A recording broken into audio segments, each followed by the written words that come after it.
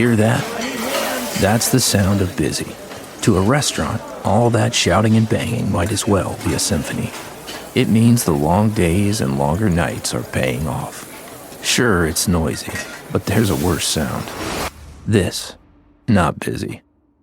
Busy means business, which is why Toast gives restaurants the tools and tech they need to help them perform under pressure.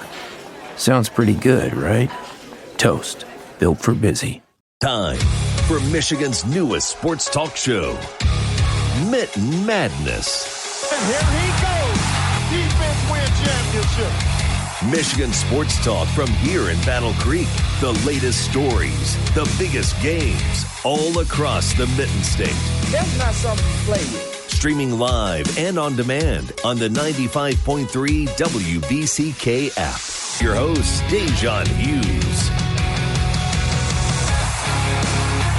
Welcome back into Mitten Madness. I'm your host, Da'Jzon Hughes, and good morning on this Saturday morning. We're about to dive into an hour's long's worth of what's happening inside of the Mitten State in the sports realm. We have tons to get into this week. Michigan State, more of their schedule release as kickoff times have now started to be released for some of that schedule. So we'll be able to dive into that, take a closer look at some of those games to begin things off. Then we'll touch in on our Detroit Tigers and what things are looking like for them, as it has not looked good for them in the recent times. And if maybe they're able to change things around here soon. You know, Scooble is still on the outs, and he says it hurts to watch them play. We'll get into all of that later on as well. And then we have the NBA draft and some miscellaneous things to touch on as well, if time permits, in that third segment. Then, of course, we're going to end things out with our picks like we always do. I'm feeling great. Had a bye week from pro lacrosse last week, but we did have college lacrosse championships. Lots of big things happened. Northwestern won the championship on their home field for women's over in Evanston, right outside of Chicago. So that was cool to see. On the women's side, Princeton took down Notre Dame in the championship game for the men's Division I realm. So they won again. Tampa won in overtime against Adelphi, got revenge from last year's championship game, which that was a rematch that also went into overtime last year. Adelphi won on the hand of Kyle Lewis. So that was really fantastic to see. RIT got demolished by Tufts. Tufts ran away with that game, and it was clear in day why they were the better team. So it was really a lot of fun to see all of that lacrosse go down last weekend. Some good basketball went down. Unfortunately, obviously, our Pistons were on the outside looking in, and they got embarrassed because the Cavs went out and got swept. Who would have thought the Cavs were going to get swept? Because they beat the Pistons, who definitely would not have gotten swept by the Knicks. Let me tell you that. They would not have gotten swept by the Knicks because the Pistons wanted the Knicks. They were hungry for the Knicks after everything that happened with them last year in the playoffs and all the smack that they talked afterward at the bounce in the Pistons. The Pistons were ready to take them down. They showed it in the regular season. They just didn't get a chance to do so in the playoffs. And it's partially their fault. You have to go out and win the games that are in front of you first.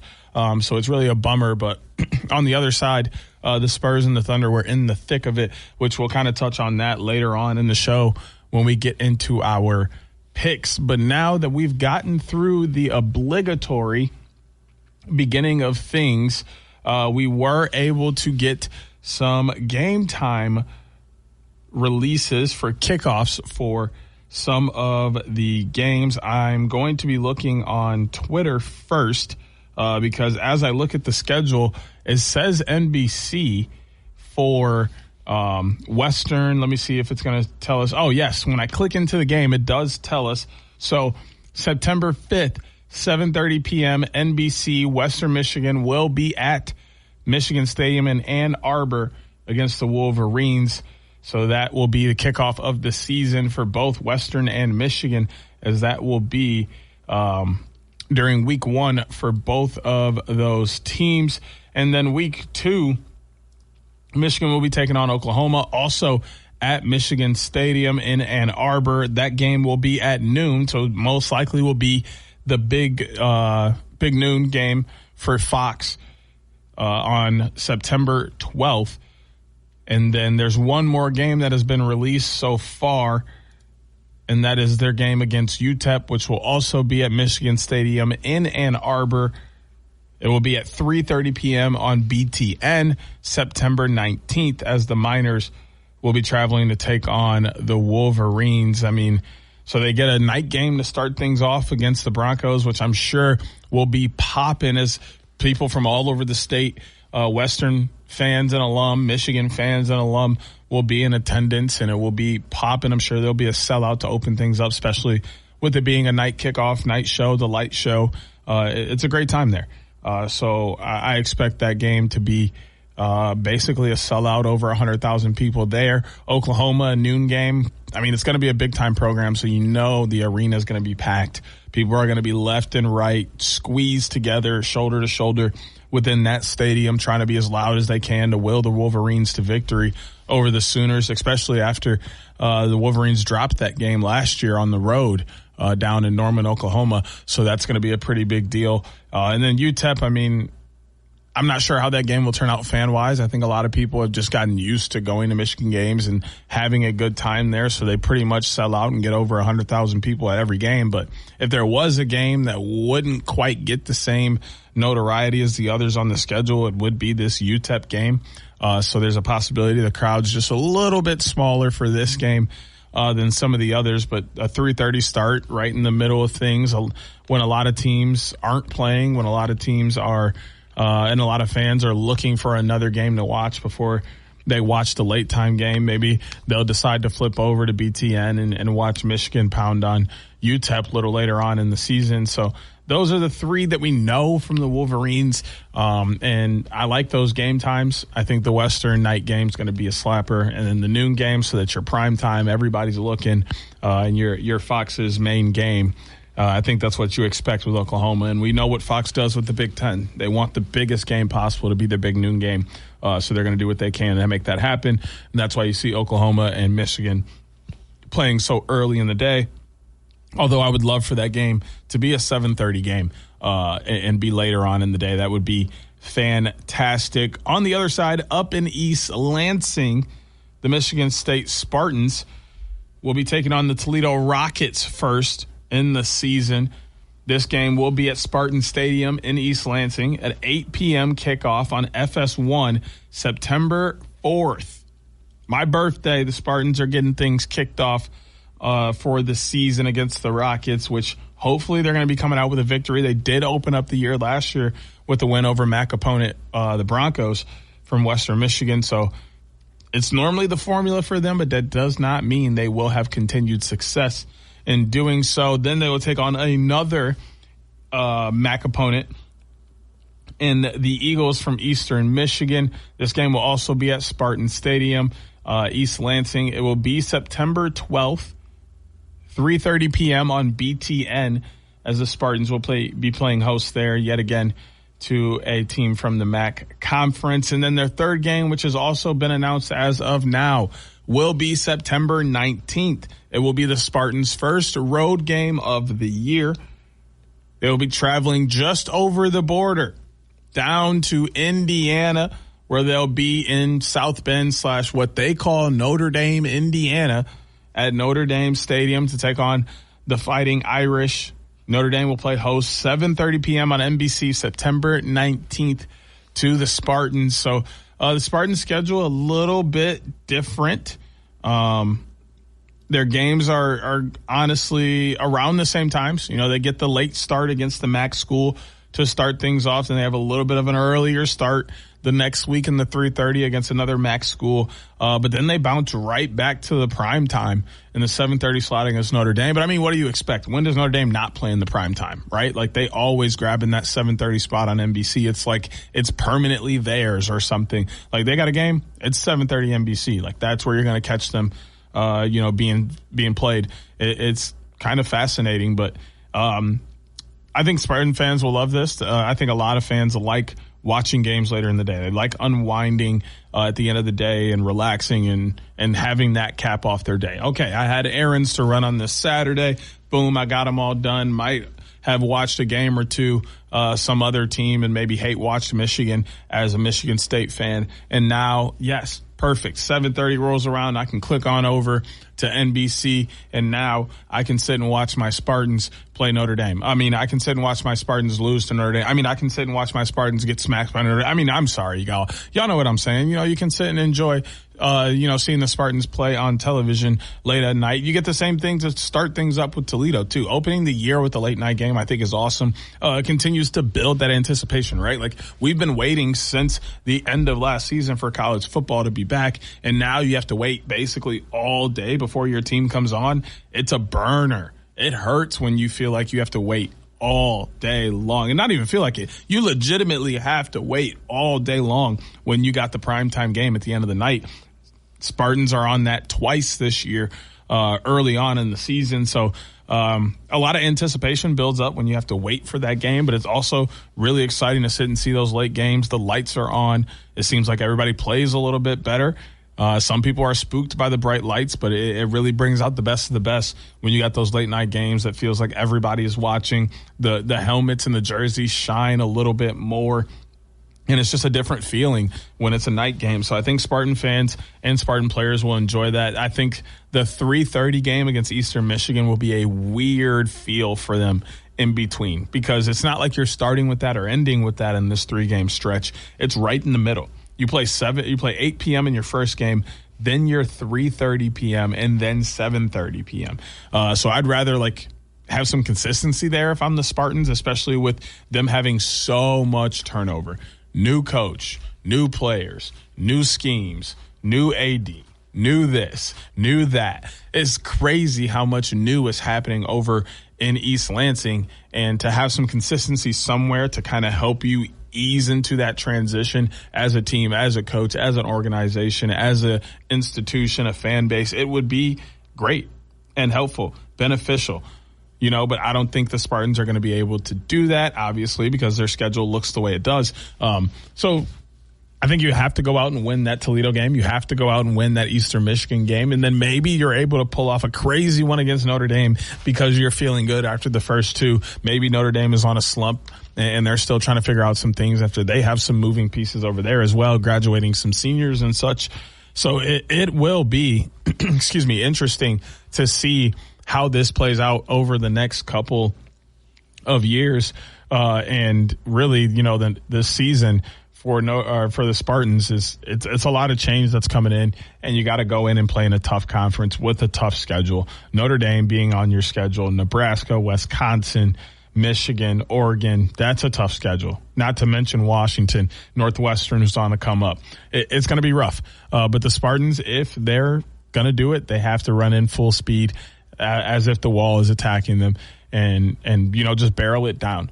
But I do like the start of the season for them. If they can manage the different kickoff times, there's a possibility that things will favor for them. But Michigan's in the same boat. Their kickoff times are all over the place. 7:30, noon, and 3:30. I mean, you play in every possible time slot that you could play there, and there's no consistency. So they may also have some issues with a lot of new happening down in Ann Arbor as well. But that's all we got for this first segment, talking about what's happening in college football. When we get back from the break, we'll be talking about our Detroit Tigers over in Comerica Park with more Mitten Madness here on 95.3.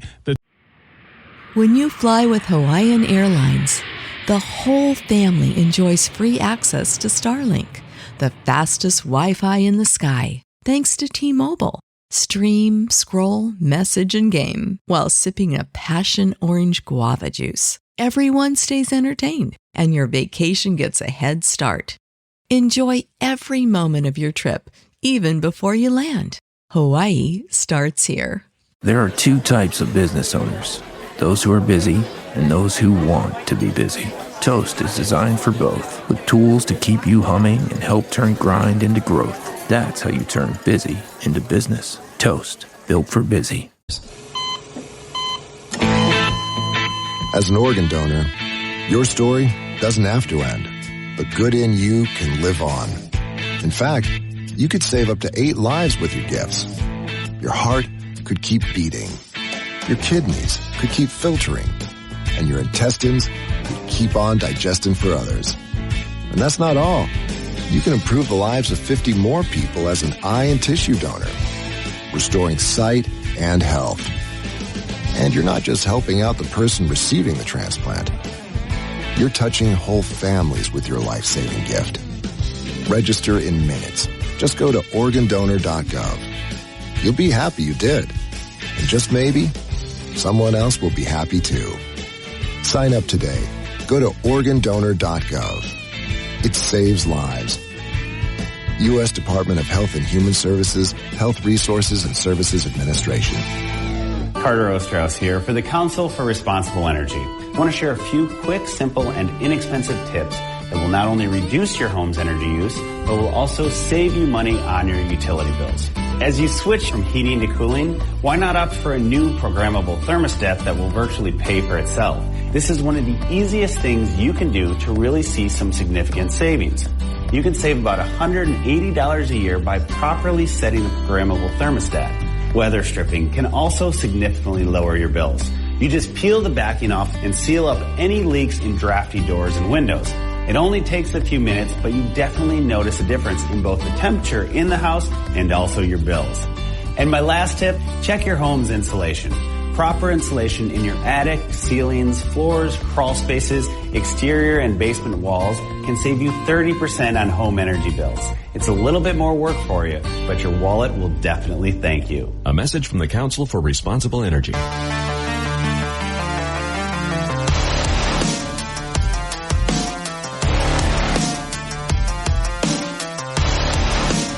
Welcome back into Mitten Madness here on 95.3 The Ticket. It's time for us to take a walk, a hop, a skip, a jump, a jog, a bike ride, a people mover, whatever you want to do to get on over to Comerica Park so we can talk about our Detroit Tigers. It does hurt to say that we even have to because, quite frankly, I would like to just give them a chance to breathe and move on without anyone talking about what's happening over there. But of course, in the sports world, that is never, ever, ever, ever how these things go. So we'll start where we always start with our Detroit Tigers over in the standings. They are still at the bottom of the AL Central. They're currently behind the Royals by half a game. They're behind the league or the division leading Cleveland Guardians, 10.5 games. The Detroit Tigers are 22-35. The Cleveland Guardians are 33-25. Chicago White Sox, who are 3 games back in second place, are 29-27. In third place are the Twins, 27-30, 5.5. And then those Royals, who are 10 games back, are 22-34. When we look at the American League overall, the Tigers are firmly at the bottom as they are 14 games behind the league-leading Tampa Bay Rays. They are tied technically with the Los Angeles Angels, who are 22-35. But I'll tell you why the Tigers sit below them after the tiebreaker series that just went down earlier this week that the Tigers absolutely embarrassed themselves in. But I'll dive into that a little bit deeper later on. The Yankees are second in the AL at 34-22, a game and a half back. Then those Guardians are in third place. Those White Sox are in fourth place. And in fifth place are the Mariners at 28-29, 8 games back. White Sox are 6.5 games back. Guardians 3.5 games back. Over in the National League, the Braves still atop 38-19. The Dodgers are a game and a half back at 36-20. The Brewers are in third place, 3 games back at 33-20. The Diamondbacks and the Padres are both 6 games back, tied for fourth at 31-24. And then the Cubs are right behind them, 31-26, 7 games back. Looking overall, the Braves are atop of the entire MLB. The Dodgers are in second. Rays are in third. Brewers in fourth. Yankees in fifth. And then those Guardians sitting not far behind in sixth place. So it's a tough run for the Tigers right now. Looking at the leaders that are trying to help this team figure it out and put it together. Riley Green leads the team in batting average with a .304 and an OBP of .398, a slugging percentage of .436. Leading the team in home run jacks, you got Dylan Dingler. He's got 10 home runs. He averages his batting average is .231. He also leads the team in RBIs, which he has 32 of those as well. On the pitching side, Framber Valdez leads in the ERA department at 4.28. He's got 2 wins on the year and 50 strikeouts. Brant Herter 4 wins. His ERA is 2.84. He's got 18 strikeouts. And then Jack Flaherty leads the team in strikeouts with 64. Still searching for his first win on the year, but his ERA, staggering 5.81.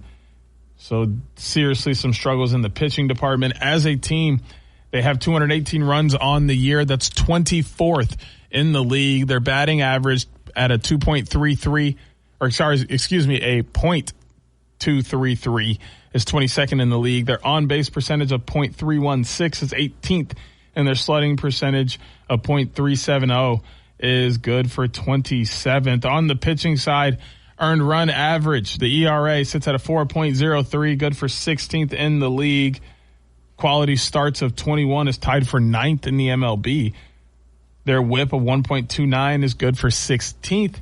And then their opponent batting average of .238 is 13th in the league. So pitching doing okay, but not as good as they're going to need to do if the bats are going to be sitting in the 20s. You're not doing well if you're in the bottom third of the league in most metrics. And that's where the Tigers are right now. So sitting at 22-35, it's more than just an uphill battle for them as we dive into what happened this past week for their schedule. Last weekend, they took on Baltimore. One game was postponed, so they did have to do a doubleheader. Friday night, they lost 7-4. Bassett picked up the win. Flaherty picked up yet another loss. And then on Sunday, the Tigers lost 5-3. Enns picked up a win. Jansen picked up another loss. He's 1-3 on the year for the Tigers. And then on Sunday, the doubleheader, Tigers pick up a W, 4-1. Melton picked up the W there. Rogers picked up a loss.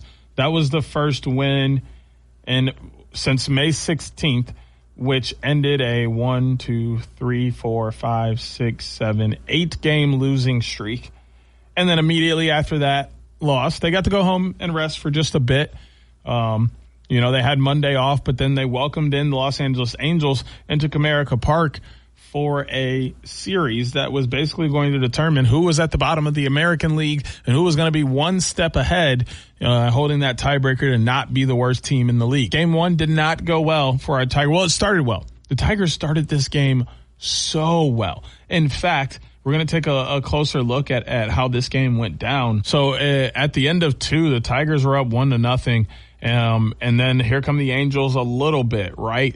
They strike back in the third. They're up 2-1 at the end of the third. Then they pour on 2 more in the top of the fourth. Tigers strike back and get 1. So it's 4-2 at the end of 4. And then at the end of 5, in the bottom half of the 5th, the Tigers go nuclear. They pick up 3 runs. Massive for the Tigers, right? They're up 5-4 now. They're in the lead. They're holding on to it. They're looking good. They blank them again in the top of the 6th. And then they pick up another run in the bottom of the 6th. Now they're up 2. They're up 6-4 at the end of 6, right? You got 3 more innings to hang on and grab yourself a dub here at home. And it's a great start to this series. If you pick up another, you win the series. And now you're in a comfortable place, at least not at the bottom of the American League. Right? Wrong.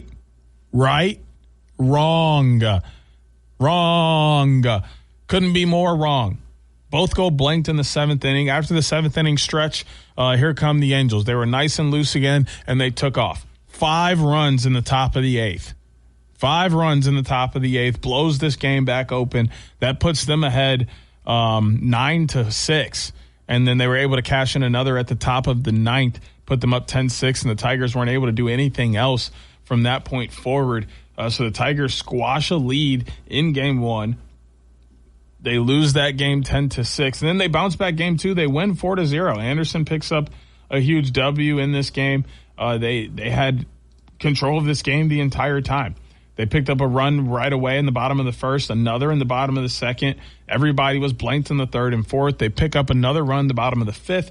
They're blanked in the 6th. They pick up another run in the 7th, and then everybody's blanked for the remaining inning and a half. Tigers had 10 hits in this game, picked up 4 runs, only gave up 2 hits, no errors, and the Angels had an error. Torkelson homered in this game. We had 5 pitchers combined for a 2-hitter in that Tigers win, snapping that 7-game home losing streak and 8-game losing streak overall. So you figure maybe the Tigers have it figured out, right? And they'll be able to take care of the last game against the Angels on Thursday and come home away with a 2-1 series lead, right? No. Every time I say right, it ain't what you think, huh? I know. I'm sorry. I'm trying to get better at it, but the Tigers need to get better at playing baseball at this point. Obviously I know there's injuries which are really making this a little bit tougher on them, but at this point it's starting to hurt a little bit, right? The Angels do come away with the third game victory in this series, 7-1. Tigers did strike first in this game at the bottom of the second, and then everybody was held scoreless until the top of the fifth, and that's when the Angels erupted for 3 runs. Everybody scoreless again until the top of the eighth. The Angels punch in 2 more, and then they punch in another 2 at the top of the ninth. Tigers never get back on the board. Angels had 11 hits. Tigers only had 3. And, I mean, when the bats aren't going, it's almost impossible to win a game. You can't win a game on 3 hits unless everybody's out there throwing no hitters, right? Even though one of your hits was a home run, that's the only reason you got on the board. You left 8 runners on base. I'm sure there were some in scoring position. You only had 7 total bases on the day, though. Like, you got to be able to get the ball in play, and you got to be able to bat those runs in. Once they're on the base, you get them to second and third, you got to bring them around the home plate, especially if you know that you're struggling at times to even get on base. So you got to make it count when you get there. Tigers not quite able to do that without their ace and without a couple of other very key players. It's only getting tougher for them, but it does not mean that the season's over. It does not mean they should give up. It does not mean that they won't be able to have some success. Granted, the weekend series for them this weekend is against the White Sox on the road at that terrible dump of a field guaranteed rate. So I'm not sure that's going to help the Tigers at all, having to play at Rate Field over in Chicago. But then you got Tampa Bay on the road. Oh, yikes. The American League leading Tampa Bay Rays. Those Tampa Bay Rays, the ones that are third in the entire MLB Tampa Bay Rays, the ones that the Tigers are trailing by 14 games, Tampa Bay Rays. Bruh. 3-game series on the road where the Tigers are also struggling to play on the road. Bruh. I don't know how this one's going to work out for the Tigers, but I'm not feeling good about that. Then they welcome Seattle in, who's also, I believe I said top 5 in the league right now, maybe a little bit further outside of that, but still, it's a very tough series before they have two more interdivisional series back-to-back against the Minnesota Twins and the Cleveland Guardians. So it's only getting tougher for the Tigers, and they're looking to get those players and those aces back as soon as possible to try and turn this ship around. I do want to send my commends out, to the coaching staff, the manager, and the players that are still putting in the effort at this moment to keep this team afloat, try and keep them close. Because, I mean, anything can happen post-break. Anything can happen when these guys come back. If you're able to catch heat, you can run, and it's all about runs. If you can put together a couple quality runs, 8, 9, 10 games in a row, you'll fix things around for yourself very quick and be able to push yourself maybe even into a wild card. But that's enough for the Tigers. We'll be back after the break to talk about the NBA draft with more Mitten Madness here on 95.3 The Ticket. Today on the pod, we're talking to Megan, trapeze artist and Scratchers enthusiast. So, Megan, what do you like about playing Scratchers? Well, they're easy to play when I'm hanging around. Oh, okay. Like when you're relaxing? No, like when I'm hanging on the trapeze. I swing upside down, then do a quadruple somersault, all while playing a Scratchers. Watch this. Ta-da! Unbelievable. I know, right? Scratchers from the California Lottery. A little play can make your day. Please play responsibly. Must be 18 years or older to purchase player claim. Hear that? That's the sound of busy. To a restaurant, all that shouting and banging might as well be a symphony. It means the long days and longer nights are paying off. Sure, it's noisy, but there's a worse sound. This, not busy. Busy means business, which is why Toast gives restaurants the tools and tech they need to help them perform under pressure. Sounds pretty good, right? Toast, built for busy. Mike Rowe on the Skills Gap and how a student organization known as Skills USA is trying to fill it. So the thing about Skills USA that's so cool, and the reason that my foundation has supported it for years, is that it's deliberately and intentionally focused on celebrating a skill. 3 million jobs right now exist in the trades and transportation and commerce. The skills gap is real. Training kids and getting them excited to do the jobs that exist ought to be job one. Skills USA does that in a big way. It's about excellence and competition and being good at what you do, and eventually, through all of that, learning who you are. Skills USA is working.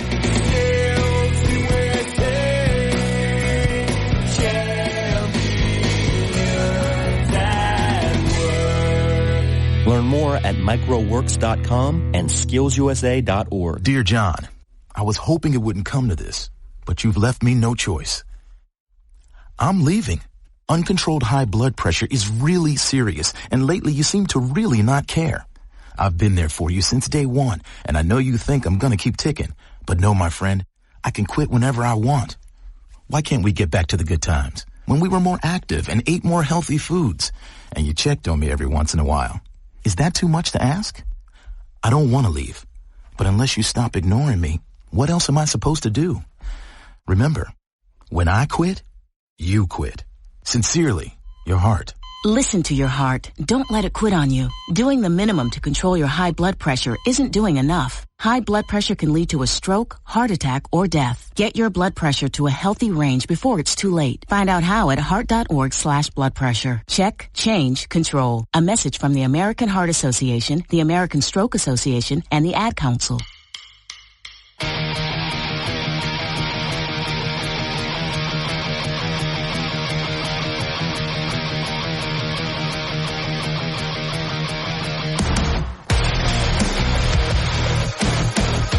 Welcome back into Mitten Madness here on 95.3 The Ticket. I'm your host, Da'Jzon Hughes. It's time for us to talk a little bit about the NBA draft as we have a little bit of extra time here to kill. The 2026 NBA draft will be June 23rd and 24th, an opportunity for dozens of young stars to try and get their pick in the NBA and see if they have what it takes. The 2026 NBA draft class is full of ready talent, including top prospects like Darren Peterson, Cameron Boozer, Caleb Wilson, Yaxel Landenborg, Keaton Wagler, Kingston Flemings, and many more. But first, the lottery on May 10th determined the complete order, with the Washington Wizards winning the top pick. Then the combine happened. So we are going to talk about the complete draft order here for just a second. Here we go. So for the first round, the Wizards, then the Jazz, Grizzlies, Bulls, the Clippers via Indiana Pacers, then the Nets, the Sacramento Kings, the Hawks via the New Orleans Pelicans, Dallas Mavericks, Bucks, Warriors, Thunder, Heat, Hornets. Hornets grab the last and final lottery spot. The Bulls at 15 via the Portland Trailblazers, Grizzlies at 16 via the Phoenix Suns, Oklahoma City Thunder via the Philadelphia 76ers at 17, Charlotte Hornets via Orlando Magic, Toronto Raptors, San Antonio Spurs via the Atlanta Hawks, Detroit Pistons via the Minnesota Timberwolves, the 76ers via the Houston Rockets, Atlanta Hawks via the Cleveland Cavaliers, then the New York Knicks at 24, Lakers, Nuggets, Celtics, the Timberwolves via Detroit, the Cavaliers via San Antonio, and then the Dallas Mavericks via Oklahoma City Thunder at the 30 spot. Then in the second round, Knicks via the Washington Wizards, the Grizzlies via the Indiana Pacers, then the Nets, the Kings, the Spurs via the Utah Jazz, the Clippers via Memphis Grizzlies, Oklahoma City Thunder via Dallas Mavericks, Chicago Bulls via the New Orleans Pelicans, Houston Rockets via the Chicago Bulls, Boston Celtics via the Milwaukee Bucks, Miami Heat via the Golden State Warriors, San Antonio Spurs via the Portland Trailblazers, Brooklyn Nets via the Los Angeles Clippers, San Antonio Spurs via the Miami Heat, Sacramento Kings via the Charlotte Hornets, then the Orlando Magic at 46, the Phoenix Suns via the Philadelphia 76ers, the Dallas Mavericks via the Phoenix Suns, Denver Nuggets via the Atlanta Hawks, then the Raptors at 50, the Wizards via the Minnesota Timberwolves, the Clippers via the Cleveland Cavaliers, then the Houston Rockets, the Golden State Warriors via the Los Angeles Lakers, the Knicks at 55, the Bulls via Denver Nuggets, The Atlanta Hawks via the Boston Celtics, New Orleans Pelicans via the Detroit Pistons, Minnesota Timberwolves via the San Antonio Spurs, and coming in at 60 with the Mr. Irrelevant pick is the Washington Wizards via the Oklahoma City Thunder. So that is what the list will look like this year. The combine has happened, and NBA teams are looking closer to the prospects. The draft is going to be at the Barclays Center in Brooklyn, both days airing on ESPN. Looking at some of the mock drafts, here's one from the post-combine, which is probably the best one to look at this moment. They have A.J. Debonta going 1 to the Wizards. Darren Peterson from Kansas going 2 to the Jazz. Cameron Boozer from Duke going 3 to the Grizzlies. Caleb Wilson from North Carolina going 4 to the Bulls. Keaton Wagler to the Clippers. Darius Acuff Jr. to the Nets. Kingston Flemings to the Kings.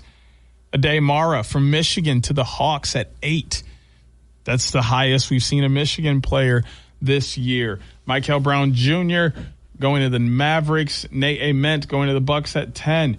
Braden Burries to the Warriors.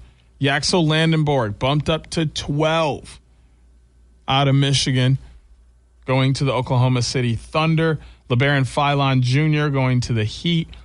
Kareem Lopez going to the Hornets. Cameron Carr going to the Bulls.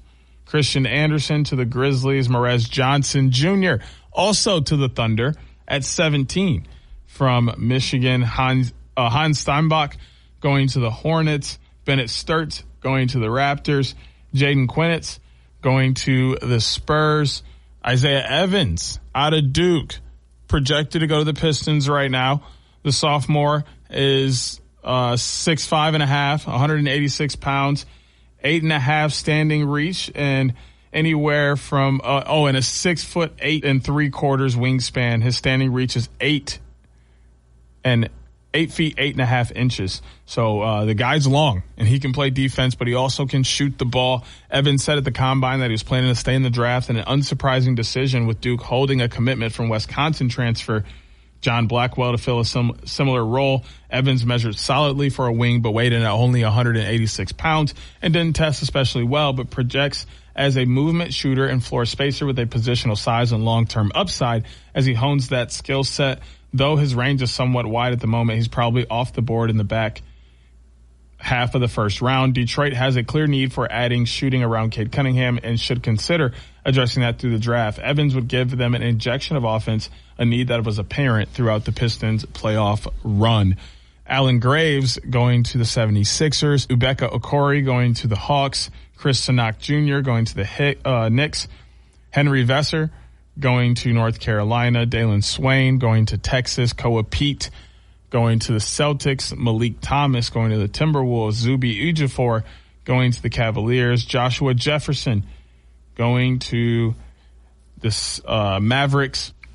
Then in the second round, they have the Knicks taking Caravan. The Grizzlies taking Amari Allen. The Nets taking Matt Abel. The Kings taking Tuundi Yesufu. The Spurs taking Tyler Tanner. The Clippers taking Malachi Moreno. The Thunder taking Terrace Reed Jr. The Bulls taking Milan Maklinovic. The Rockets taking Luigi Sujo. The Celtics taking Jack Kyle. The Heat taking Baba Miller. The Spurs taking Flory Badunga. The Nets taking Sergio Delaria. The Spurs taking Ryan Conwell. The Kings taking Trell. The Magic taking Braden Smith. The Suns taking Jeremy Fears Jr., who was pulled out of the draft as of now. Ruben Chinyolu at 48. Felix Okpara to the Nuggets. Andrei Stojakovic to the Raptors. The Jaden Bradley to the Wizards. Richie Saunders to the Clippers. Billy Richmond III to the Rockets. Jacoby Gillespie to the Warriors. Isaiah Nelson to the Knicks. Chicago Bulls will take Emmanuel Sharp. The Hawks will take Nick Martinelli.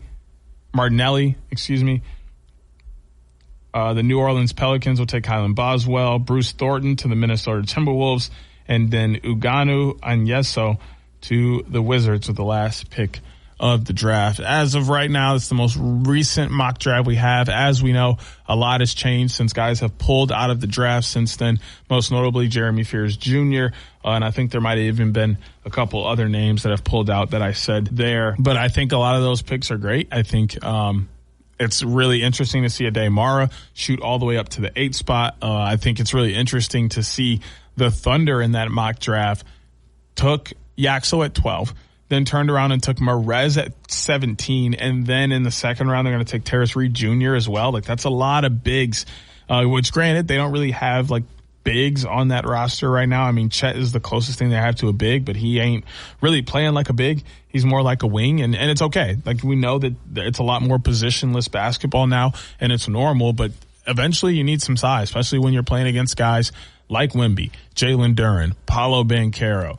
Julius Randle, Rudy Gobert. Those are big guys. Jokic. And Chet's not always going to be able to battle against a bigger like that, but keeping Chet around is great because then you can have a big bruiser guy that can take care of the big body down low, but then you can also have Chet be a guy on the perimeter that's able to take care of and stretch out on the perimeter and handle guys defensively there. So you have great options there, but interesting picks. That's all we got there for the NBA draft. When we come back from the break, we'll be doing our picks as always with more Mitten Madness here on 95.3 The Ticket. There are two types of business owners, those who are busy and those who want to be busy. Toast is designed for both, with tools to keep you humming and help turn grind into growth. That's how you turn busy into business. Toast, built for busy. Today on the pod, we're talking to Joan, a method actor and scratchers enthusiast. So, Joan, what do you like about playing scratchers? Well, as a method actor, it's about becoming the ticket. Scratching up, down, stage left, stage right. So what's your motivation? Because your performance feels so real. Oh, I was just tapping into my inner scratchers. Incredible. Yes. Bravo me. Scratchers from the California Lottery. A little play can make your day. Please play responsibly. Must be 18 years or older to purchase, play, or claim.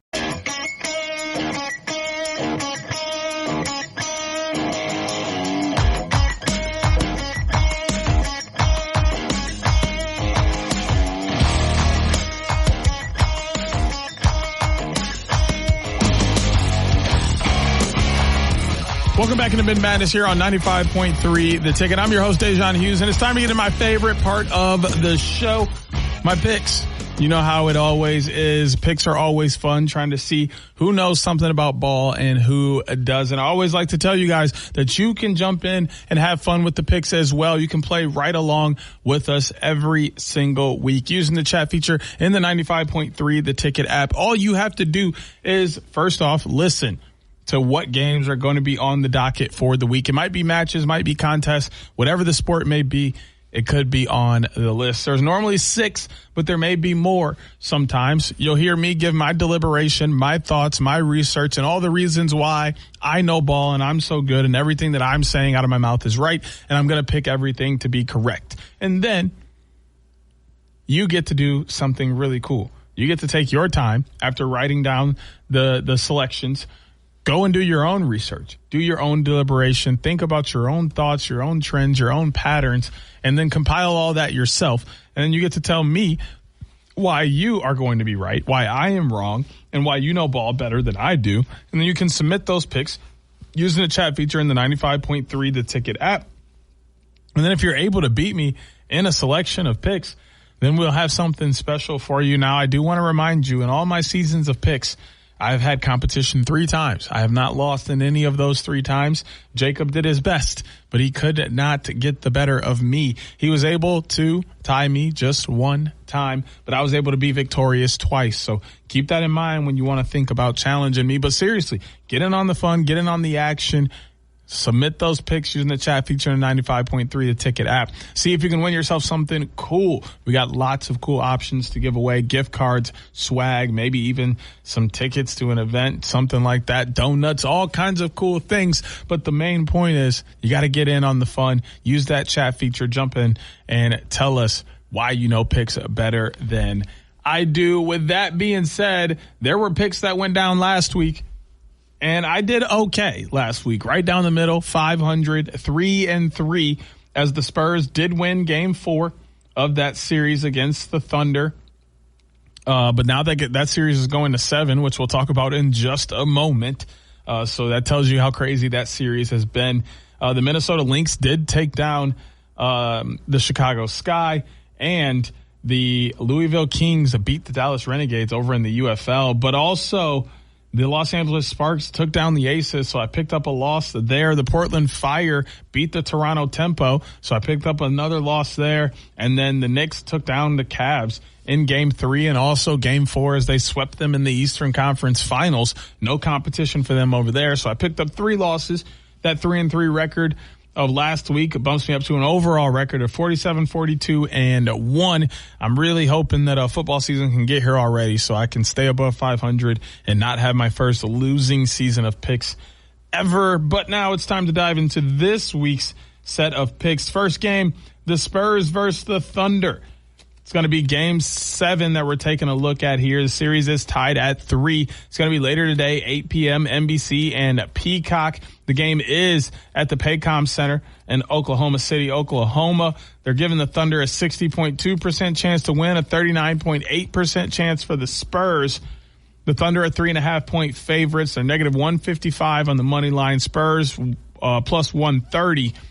Then you got 212.5 on the over-under. I don't have to tell you anything about these teams because you should already know. They've been at the top of the league basically all season long. They've been battling against each other all season long. You look at the regular season, the Spurs won at 4-1, 111-109, 130-110, 117-102. All wins for the Spurs, a 119-98 victory for OKC, then a 116-106 victory for the Spurs to end out their regular season.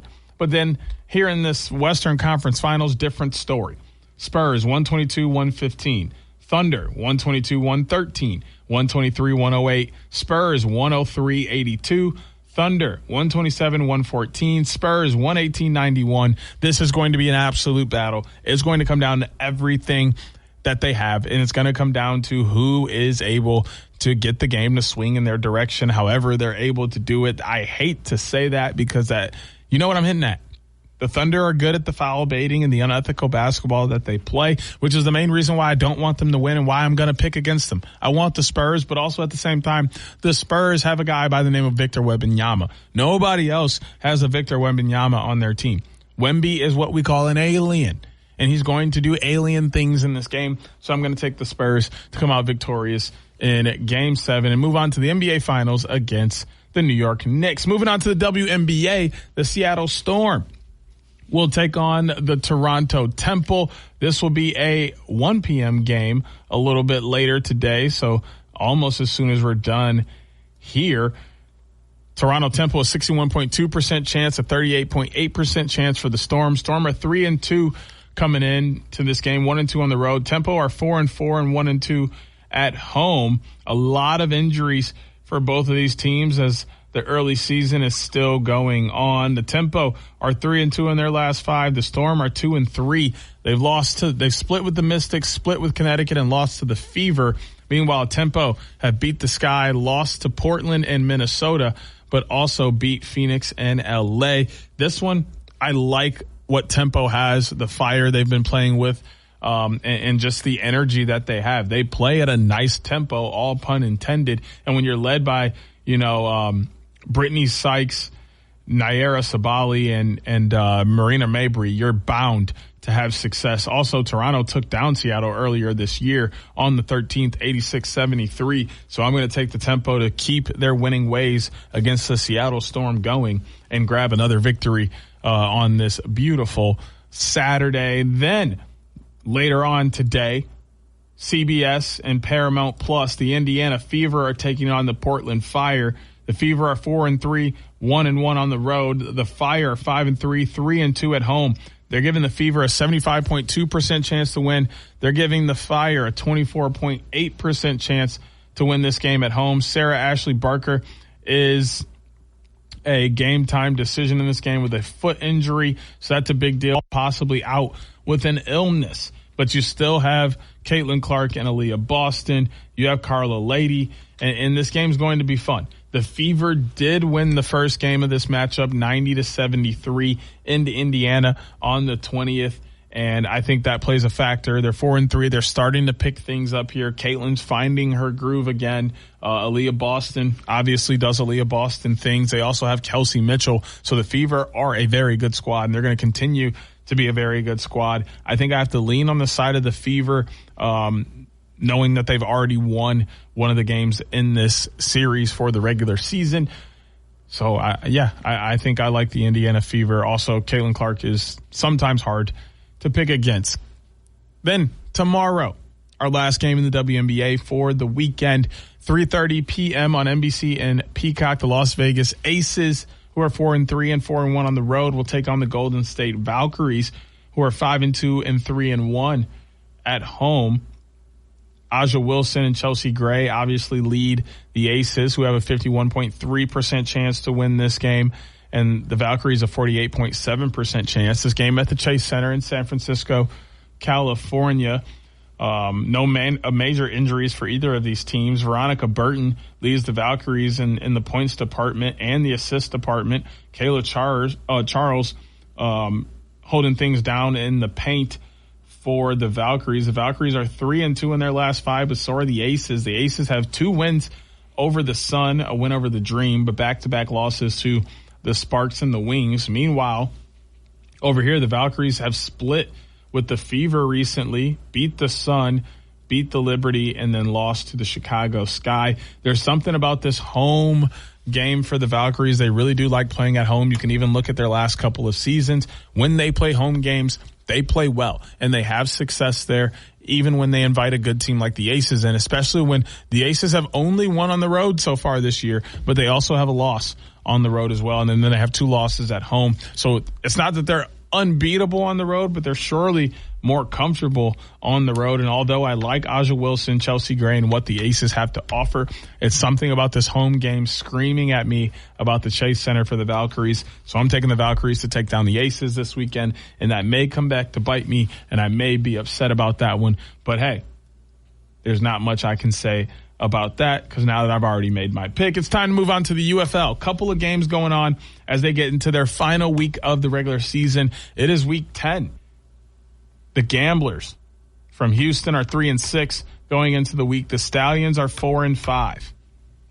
Now that's key because only one of these teams is eligible for the playoffs. That's the Stallions, who are 4-5. They need to win this game to go ahead and move on, or at least try and move on. They still need some help in other departments to see if they can squeeze into that last playoff spot.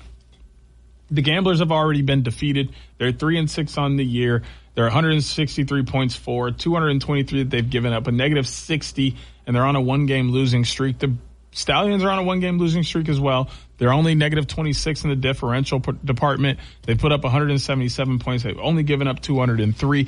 And with them knowing that they have to win this game, I think that adds a layer for them. Although it's pressure, it's a little bit of a different pressure than Houston, who kind of has that pressure to be the team to end things out for the Gambler or for the Stallions on the season and kind of end their season, which is always fun to do, but it is hard knowing that the other team is fighting as hard as they are. So I'm taking the Stallions to try and squeeze themselves in the playoffs, although it may not happen. They're going to need some help from the Kings to lose their game in order for that to happen. And then they're also going to need a blowout over there as well to kind of help with the score differential differences there. But another game happening within the UFL between two teams who are firmly in the playoffs. The DC Defenders are 5-4, 258 points for, 195 against, plus 63 in the score differential. They're the best team in that department, but they are on a 3-game losing streak. Meanwhile, the best team in the league, at record-wise anyway, the Orlando Storm are 7-2, 203 points for, 163 given up, which is the lowest in the league. They're plus 40 on the score differential, and they're on a 3-game win streak, which ties the best in the league with the Louisville Kings.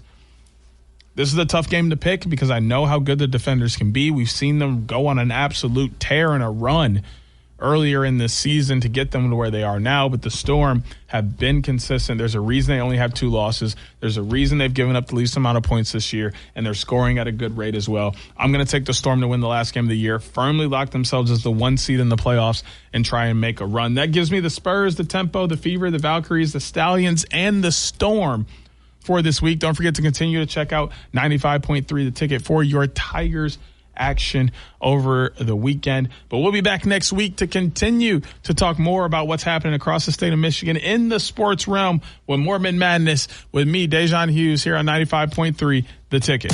Join Da'Jzon Hughes every Saturday morning at 10 a.m. for Mitten Madness on 95.3 WBCK. Miss the show or want to run it back? Stream Mitten Madness on demand on the WBCK app. Sponsored by AirwayCashForJunkCars.com.